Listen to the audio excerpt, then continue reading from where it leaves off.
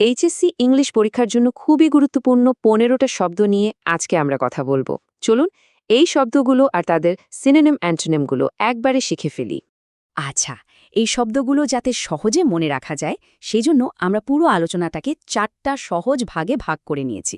প্রথম ভাগে থাকছে ব্যক্তিগত দক্ষতা, তারপর অনুভূতি ও মনোভাব, এরপর আমরা দেখব লক্ষ্য ও সাফল্য সংক্রান্ত শব্দ, আর একদম শেষে কথা হবে স্বাস্থ্য ও স্থান নিয়ে। তো চলুন তাহলে আর দেরি না করে আমাদের প্রথম সেকশনটা শুরু করি। এখানকার শব্দগুলো মূলত ব্যক্তিগত দক্ষতা আর আমাদের চারপাশের জগৎ সম্পর্কে সচেতনতা বোঝাতে কাজে লাগে। আমাদের লিস্টের প্রথম শব্দটা হলো এইবল। এটা একটা অ্যাডজেক্টিভ। এর মানে খুবই সোজা, কোনো কিছু করার ক্ষমতা বা দক্ষতা থাকা। যেমন ধরুন এই বাক্যটা, women have been able to prove there worth, মানে হলো নারীরা তাদের যোগ্যতা প্রমাণ করতে সক্ষম হয়েছেন। এখন এর সিনোনিম বা সমার্থক শব্দগুলো দেখুন, কেপেবল, কম্পিটেন্ট, কোয়ালিফাইড। এই তিনটার মানেই কিন্তু যোগ্য বা উপযুক্ত। আবার স্কিলড, প্রফেশন্ট মানে হচ্ছে দক্ষ। আর ট্যালেন্টেড তো বুঝতেই পারছেন, প্রতিভা সম্পন্ন। আর অ্যান্টোনিম বা বিপরীত শব্দগুলো ঠিক এর উল্টোটা হবে, তাই না?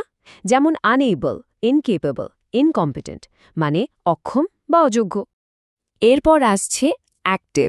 এই শব্দটাও একটা অ্যাডজেক্টিভ। এর মানে হল কর্মচঞ্চল, সচল বা খুবই উদ্যমী কিছু। যেমন Bangladesh lies in an active earthquake zone, মানে বাংলাদেশ একটা সক্রিয় ভূমিকম্পপ্রবণ এলাকায় পড়েছে। এর সিনোনিমগুলো হল এনার্জেটিক, ডাইনামিক, লাইভলি মানে প্রাণবন্ত, বিজি বা এঙ্গেজড মানে তো জানেনই ব্যস্ত থাকা। আর এর অ্যান্টোনিম বা বিপরীত শব্দগুলো হল ইনঅ্যাক্টিভ মানে নিষ্ক্রিয়, আইডল বা লেজি মানে অলস, আর ডরমেন্ট মানে হল সুপ্ত অবস্থায় থাকা। আচ্ছা, পরের শব্দটা হলো অ্যালার্ট। এর মানে হলো সতর্ক থাকা, মানে কোনো কিছুর জন্য একদম প্রস্তুত থাকা। উদাহরণটা খেয়াল করুন, a mind that is intellectually alert will seek and learn. এর মানে একটা মন যেটা বুদ্ধির দিক থেকে সজাগ, সেটা সবসময় নতুন কিছু শিখতে চায়। এর সিনোনিমগুলো হলো ওয়াচফুল, অ্যাটেন্টিভ, ভিজিল্যান্ট। এই সবগুলোর মানেই কিন্তু সতর্ক। আর উল্টো দিকে এর অ্যান্টোনিমগুলো হবে ইনঅ্যাটেন্টিভ, কেয়ারলেস মানে অমনোযোগী বা অসতর্ক। অ্যাওয়্যার শব্দটা কিন্তু আগের শব্দ অ্যালার্টের খুব কাছাকাছি, তবে একটা ছোট পার্থক্য আছে। অ্যালার্ট মানে হলো কোনো বিপদের জন্য প্রস্তুত থাকা, আর অ্যাওয়্যার মানে হলো কোনো কিছু সম্পর্কে জানা বা অবগত থাকা। যেমন our people are not aware of the gravity and danger, মানে হলো আমাদের দেশের মানুষ এর বিপদটা সম্পর্কে জানে না। এর সিনোনিমগুলো হচ্ছে কনশিয়াস, ইনফর্মড, নলেজেবল মানে কোনো বিষয়ে জ্ঞান থাকা। আর অ্যান্টোনিমগুলো ঠিক তার উল্টো, আনঅ্যাওয়্যার, ইগনোরেন্ট, অবলিভিয়াস মানে অজ্ঞ বা কিছুই জানে না এমন। এই সেকশনের শেষ শব্দটা হলো অ্যাপটিটিউড। এটা একটা নাউন, আর এর মানে হলো কোনো কিছু করার একটা সহজাত ক্ষমতা বা প্রতিভা। যেমন এই বাক্যে বলা হচ্ছে যে পেশা বেছে নেওয়াটা নির্ভর করে একজনের অ্যাপটিটিউড বা স্বাভাবিক যোগ্যতার ওপর। এর সিনোনিমগুলো হলো ট্যালেন্ট, গিফট মানে জন্ম থেকে পাওয়া প্রতিভা। আবার স্কিল বা প্রফেশনসি হলো অর্জিত দক্ষতা। এর বিপরীত শব্দগুলো হলো ইনএবিলিটি, ইনকম্পিটেন্স মানে অযোগ্যতা বা অক্ষমতা। তো এই ছিল আমাদের প্রথম সেকশনের শব্দগুলো। এবার আমরা চলে যাব দ্বিতীয় সেকশনে। চলুন দেখি এমন কিছু শব্দ যা আমাদের অনুভূতি এবং মানসিক অবস্থা প্রকাশ করে। আমিটি একটা নাউন। শব্দটা খুব সুন্দর। এর মানে হল বন্ধুত্ব, সম্প্রীতি বা একটা শান্তিপূর্ণ সম্পর্ক। যেমন ধরুন বলা হয় আতিথেয়তার সমাজের শান্তি আর সম্প্রীতি নিয়ে আসে। এর সিনোনিমগুলো দেখুন, ফ্রেন্ডশিপ, গুডউইল, হার্মনি, কর্ডিয়ালিটি। এর সবগুলো শব্দের মানেই কিন্তু ভালো সম্পর্ক বা বন্ধুত্ব। আর এর অ্যান্টোনিমগুলো একদম বিপরীত, যেমন হস্টিলিটি, এনমিটি, হেট্রেড মানে শত্রুতা, ঘৃণা, আর কনফ্লিক্ট বা ডিসকর্ড মানে হল বিবাদ বা ঝগড়া। আচ্ছা, সম্প্রীতি আর বন্ধুত্বের ঠিক উল্টোটা কি হতে পারে বলুন তো? রাগ, ঘৃণা, তাই না? এই প্রশ্নটাই কিন্তু আমাদের পরের শব্দগুলোর দিকে নিয়ে যাচ্ছে। দেখুন চলে এসেছে অ্যাঙ্গার শব্দটি। এটা হলো রাগের সেই তীব্র অনুভূতিটা, আর এটা একটা নাউন। যেমন courtesy can remove bitter feelings and anger মানে ভালো ব্যবহার বা সৌজন্যবোধ রাগ দূর করে দিতে পারে।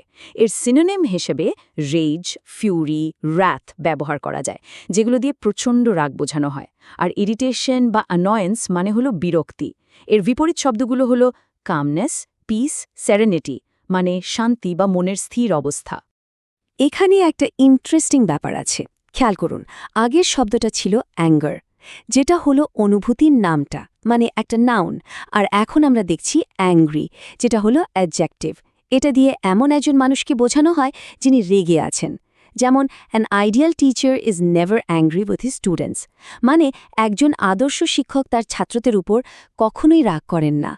এর সিনোনিমগুলো হলো ফিউরিয়াস, আইরেট, এনরেজড মানে প্রচণ্ড রেগে যাওয়া, আর অ্যান্টোনিমগুলো হলো কাম, পিসফুল, কন্টেন্ট মানে শান্ত বা সন্তুষ্ট। এরপরের শব্দ অ্যাটিটিউড। এর মানে হল কোনো কিছুর প্রতি আমাদের চিন্তাভাবনা বা দৃষ্টিভঙ্গি, আমাদের মনোভাবটা কেমন। যেমন they have the same sort of attitude towards illness, মানে অসুস্থতার ব্যাপারে তাদের সবার একই রকম মনোভাব। এর সিনোনিমগুলো হলো mindset, Outlook, perspective, view point. এই সবগুলো দিয়ে কিন্তু দৃষ্টিভঙ্গি বোঝানো হয়। এর তেমন কোনো সরাসরি বিপরীত শব্দ নেই, তবে ভাবটা উল্টো হতে পারে। যেমন ইনডিফারেন্স বা এপ্যাথি, যার মানে হলো উদাসীনতা বা কোনো কিছুতে গা না করা।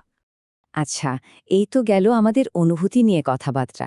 এবার আমরা তৃতীয় সেকশনে যাব, যেখানে কথা হবে জীবনের লক্ষ্য আর সেই লক্ষ্যে কিভাবে পৌঁছানো যায় তা নিয়ে। এইম শব্দটার মানে হল লক্ষ্য বা উদ্দেশ্য।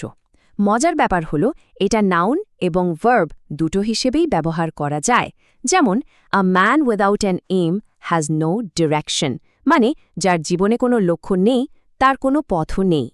এর সিনোনিমগুলো খুবই পরিচিত: গোল, পারপাস, টার্গেট, অবজেক্টিভ, অ্যাম্বিশন, সবগুলোর মানেই কিন্তু লক্ষ্য বা উদ্দেশ্য। আর এর বিপরীত কী হবে? এইমলেসনেস বা পারপাসলেসনেস, অর্থাৎ লক্ষ্যহীনতা। তো যখন আমরা কোনো এইম বা লক্ষ্যে পৌঁছাতে পারি, তখন যে কাজটা করা হয় সেটাকেই বলে অ্যাচিভ। এটা একটা ভার্ব যার মানে হল অর্জন করা। যেমন help them achieve there goals in life, মানে তাদের জীবনের লক্ষ্য অর্জনে সাহায্য করা। এর সিনোনিমগুলো হল accomplish, attain, fulfil, succeed in, মানে সফলভাবে কোনো কিছু শেষ করা।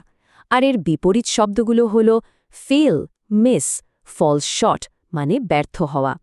যদি কোনো একটা কাজ করাটা ভালো বা বুদ্ধিমানের কাজ হয়, তখন আমরা বলি কাজটা অ্যাডভাইজেবল। এটা একটা অ্যাডজেক্টিভ। যেমন morning walk is the most advisable physical exercise, মানে সকালে হাঁটার সবচেয়ে ভালো একটা ব্যায়াম, এটা করার পরামর্শ দেওয়া হয়। এর সমার্থক শব্দগুলো হল রেকমেন্ডেড, সেন্সিবল, ওয়াইজ, অ্যাপ্রোপ্রিয়েট, মানে যা করাটা যুক্তিসঙ্গত। আর এর বিপরীত শব্দ হল ইনঅ্যাডভাইজেবল, আনওয়াইজ, ফুলিশ, মানে যা করাটা ঠিক না বা বোকার মতো কাজ। বেসিক শব্দটা আমরা প্রায়ই ব্যবহার করি। এর মানে হল কোনো কিছুর সবচেয়ে জরুরি, একদম প্রাথমিক বা মৌলিক অংশ। যেমন education is one of the basic needs of human beings, অর্থাৎ শিক্ষা মানুষের মৌলিক চাহিদাগুলোর মধ্যে একটা। এর সিনোনিমগুলো হল ফান্ডামেন্টাল, এসেনশিয়াল, প্রাইমারি, কোর, যার অর্থ হল মৌলিক বা অপরিহার্য। আর এর বিপরীত শব্দগুলো হল অ্যাডভান্সড, কমপ্লেক্স, মানে উন্নত বা জটিল। আবার সেকেন্ডারি বা সাপ্লিমেন্টারিও হতে পারে, যার মানে গৌণ বা অতিরিক্ত। খুব ভালো, আমরা প্রায় শেষের দিকে চলে এসেছি।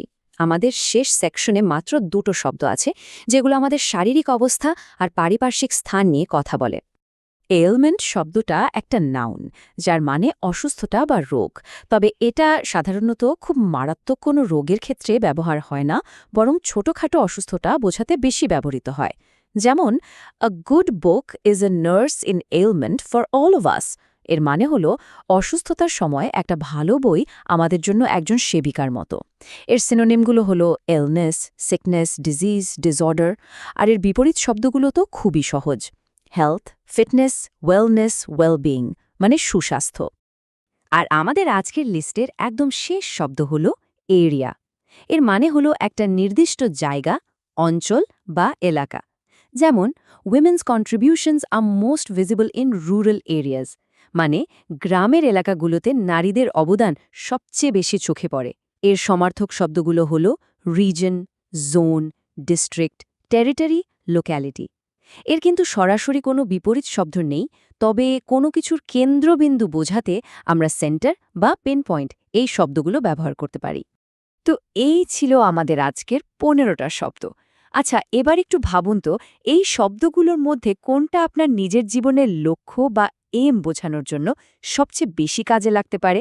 এই শব্দগুলো ব্যবহার করে নিজের লক্ষ্য নিয়ে ভাবলে বা লিখলে দেখবেন শব্দগুলো আরও ভালোভাবে মনে থাকবে।